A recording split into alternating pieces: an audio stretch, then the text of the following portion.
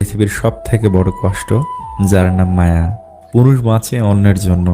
পুরুষ কখনো সফল হতে চায় মা বাবার জন্য, কখনো প্রিয় মানুষটাকে পাওয়ার জন্য, কখনো খেটে মরে স্ত্রী সন্তানদের জন্য।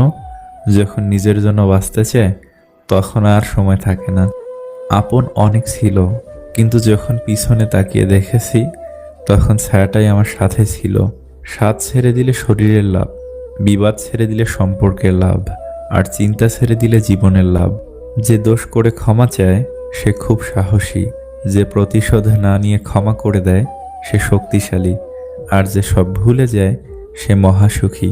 পৃথিবীটা হলো ভাড়া করা বাড়ির মতো, যতই সাজাই না কেন মালিকের নোটিশ পেলে ঠিকই ছেড়ে যেতে হবে।